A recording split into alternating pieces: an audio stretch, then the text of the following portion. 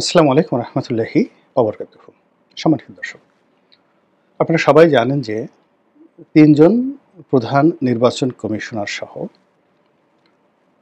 ২০১৪, ২০১৮ এবং ২০২৪ সনের নির্বাচনের সাথে সম্পৃক্ত কর্তা ব্যক্তি ইনক্লুডিং শেখ হাসিনা, তাদেরকে আসামি করে যে মামলা হয়েছে সেই মামলায় ২ জন প্রধান নির্বাচন কমিশনার গ্রেপ্তার হয়েছেন। এবং এই নির্বাচন কমিশনার মানে প্রধান নির্বাচন কমিশনার মধ্যে জনাব নুরুল হুদা, যিনি ২০১৮ সনের নির্বাচনটি পরিচালনা করেছিলেন এবং ওই সময়টিতে বাংলাদেশের ইতিহাসে রীতিমতো রাজনীতির মীর জাফরি হয়েছিল।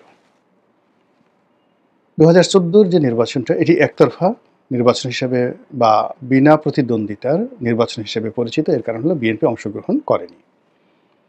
২০২৪ সনে একই অবস্থা, কিন্তু ২০১৮ সনে মানুষের বেদনা অনেক বেশি, এই কারণে যে ওই সময়টিতে শেখ হাসিনা নিজে এমন কিছু কথা বলেছেন যার কারণে লোকজন তাকে বিশ্বাস করেছিল।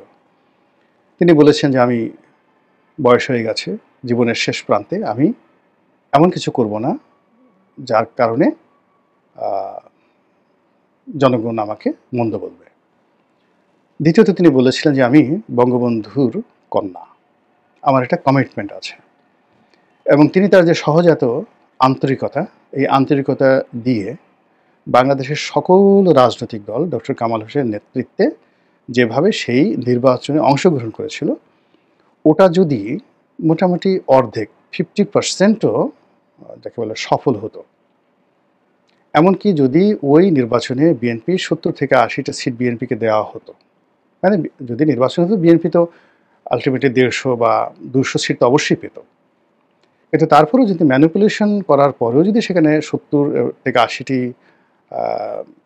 যাকে বলা হয় আসন দেওয়া হতো, এবং যেভাবে ডিক্লেয়ার করা হয়েছে, অর্থাৎ ভোট হয়েছে একভাবে, তারপরে ফলাফল শীট তৈরি হয়েছে একভাবে, আর ডিক্লেয়ার করা হয়েছে একভাবে।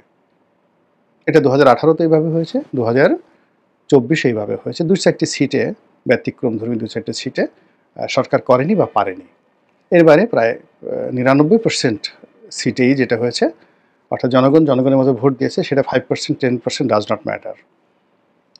তারপরে রেজাল্ট শিট তৈরি করা হয়েছে, সেখানে দেখা গেল 40%, 48% বা 50%, এটা একটা রেজাল্ট শিট তৈরি করা হলো।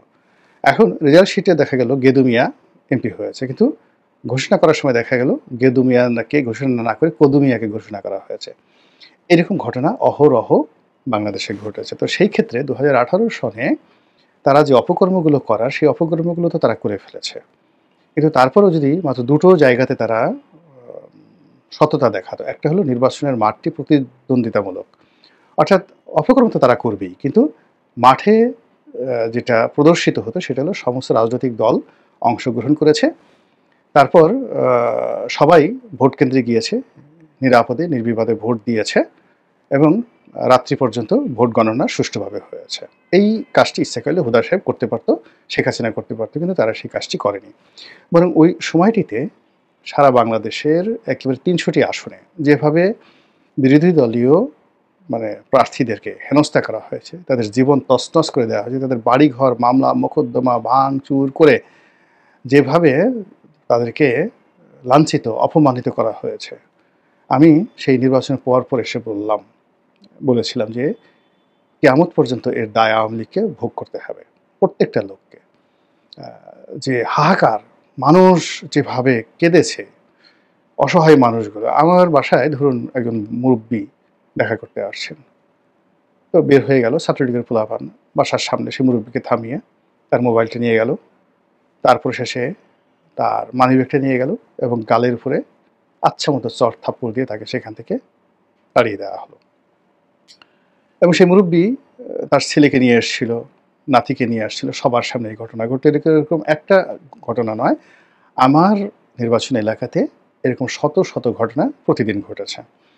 যেমন দেখা গেল যে দশমিনা থেকে ২০-২৫ জন লোক আসছে, তো গলাচিপা এবং দশমিনা এটার একেবারে সীমান্তে আমার বাড়ি, উলানিয়া বন্দরের বাড়ি। তো সেই বিরাট একটা নদী আছে, বুড়িগঙ্গার মতো একটা বড় নদী আছে, সেই নদীর উপরে একটা ব্রিজ আছে। তো ব্রিজের এপারে গলাচিপা, আর ওপারে হলো দশমিনা। তো দশমিনা থেকে এরকম ধরেন প্রতিদিনই 20 জন 30 জন করে লোকজন দলে দলে আসতেন দেখা করার জন্য। আর ওখানে একজন সাব ইন্সপেক্টরের নেতৃত্বে দশমিনা থানার 10-12 জন পুলিশ দাঁড়িয়ে থাকতেন। আর যে সমস্ত মানুষ এই আমার সাথে দেখা করে ওই ব্রিজ পাড়ি দিয়ে 10 মিনিটে ঢুকতেন, অমনি ওখানে দাঁড়িয়ে থাকা ছাত্রলীগ, যুবলীগের ক্যাডাররা, আওয়ামী লীগের দলীয় লোকজন যারা আছে তারা নির্বিচারে প্রত্যেকটা লোকের মারত, মোবাইল টাকা পয়সা সব ছিনিয়ে নিত, আর পুলিশ দাঁড়িয়ে দাঁড়িয়ে তামসা দেখতো আর প্রোটেকশন দিত। অর্থাৎ দেখা গেল যে কখনো যদি আক্রমণকারীদের চাইতে যাদের উপর আক্রমণ করা হয়েছে তাদের সংখ্যা বেশি, সেক্ষেত্রে পুলিশ দাঁড়িয়ে থেকে এই অপকর্মটা করাতো। ফলে এর বিচার চেয়েছে আমার এলাকার লক্ষ লক্ষ মানুষ গড়াগড়ি করে মসজিদে কান্নাকাটি করে আল্লাহর কাছে প্রার্থনা করেছে। আমার যে এলাকাতে একটা মসজিদ আছে উলানিয়া বাজারে, খুব নাম করে একটা মসজিদ, সেখানে একজন মানে ইমাম ছিলেন, মুয়াজ্জিন ছিলেন, মুয়াজ্জিন বলা হতো, শামসুল হক নাম। সবাই সেখানে তাকে কৈট্টে হুজুর বা খাটো হুজুর বলতেন, ছোটোখাটো। পৃথিবীতে এরকম জিন্দা অলি, এটা গলাচিপা লোকজন জানেন, আপনারা করতে পারবেন না। মানে যদি মানে অলি আল্লাহ থাকেন একজন মানুষ, ওইরকম একজন অলি আল্লাহ ছিলেন। একটা গ্রাম্য মসজিদের আজান দেন, সারা জীবন শুধু মসজিদের সেবা করে গেছেন। ওনার অপরাধ ছিল মানে আমাকে ভালোবাসতেন। এর কারণ হলো আমি তাকে হজে পাঠিয়েছিলাম, ওই কৃতজ্ঞতায় তিনি আমাকে ভালোবাসতেন। তো তিনি খুব ভয় পেতেন, বাসার ভিতরে ঢুকতে পারতেন না। তিনি ওই রাস্তায় দাঁড়িয়ে দাঁড়িয়ে আমার বাড়ির দিকে তাকিয়ে থাকেন আর কাঁদতেন, অঝরে কাঁদতেন। তো যেদিন আমার উপর আক্রমণ হলো সেদিন মসজিদে গড়াগড়ি করে সেই ভদ্রলোক কেঁদেছেন, এবং ওই ঘটনার পর তিনি অসুস্থ হয়ে গেছেন এবং তিনি মারা গেছেন। এখন এই যে শামসুল হক সাহেব, এরকম অসংখ্য ঘটনা যেগুলো বললে আবেগপ্রবণ হয়ে যায়। এ দায় আওয়ামী লীগকে মেটাতে হচ্ছে, এ দায় এই সিইসিকে, নুরুল হুদাকে মেটাতে হচ্ছে। যাই হোক, যখন এই যে পট পরিবর্তন হলো, আমার কাছে মনে হলো যে সরকার কিন্তু প্রথমে এই 3 জন নির্বাচন কমিশনের বিরুদ্ধে বা ইলেকশন কমিশনের বিরুদ্ধে মামলা করতে চায়নি, কিন্তু আমার কাছে মনে হয়েছে যে এই মামলা হবে, বিভিন্ন কারণে হবে। প্রথমত এটা একটা প্রকৃতির বিচার, এই মামলা হবে।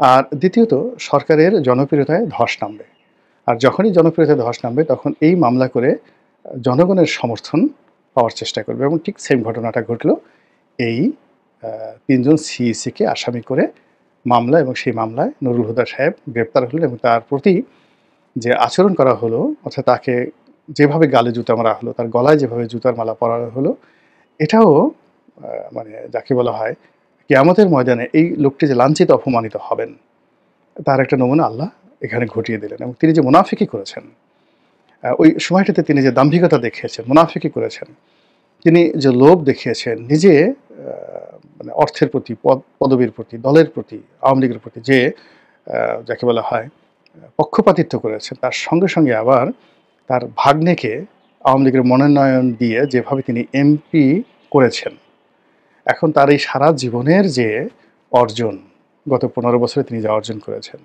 বা তার একটা জন্ম থেকে এই পর্যন্ত যা অর্জন করেছেন, দেখেন তো 1 মিনিট যে সময় তার গালের উপর জুতা মারা হলো, এর সঙ্গে অন্য কোনো কিছুর তুলনা হয়? আল্লাহ কখনই সম্মানিত মানুষকে অসম্মানিত করেন না, কখনো করেন না, এবং করতে দেন না।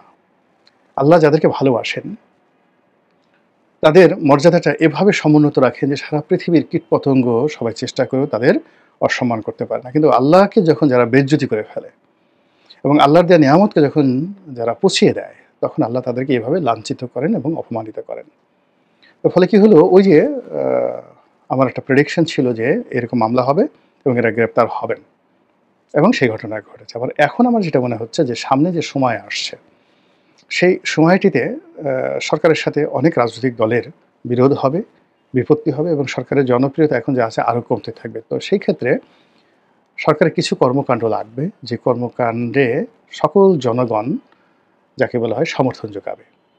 সরকারের এমন কিছু পদক্ষেপ নিতে হবে যে পদক্ষেপে রাজনৈতিক দলগুলো কিছু বলার থাকবে না ধন্যবাদ দেওয়া ছাড়া, আর এমন কিছু কাজ যে কাজে রাষ্ট্র উপকৃত হবে।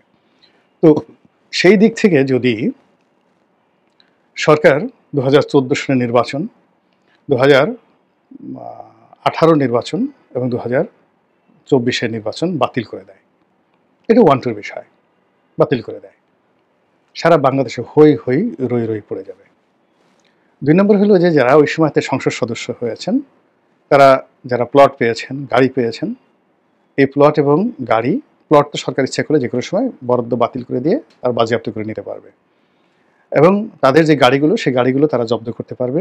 এবং একই সঙ্গে তারা যে কাজটি করতে পারবে সেটা হলো এই ৩টি সংসদে যারা মহিলা সংসদ সদস্য সহ মানে এমপি ছিলেন, এই এমপিরা যে বেতন নিয়েছেন, ভাতা নিয়েছেন, বোনাস নিয়েছেন, সব কিছু নির্দেশ দেওয়া হবে যে রাষ্ট্রীয় কোষাগারে এতদিনের মধ্যে জমা দেন।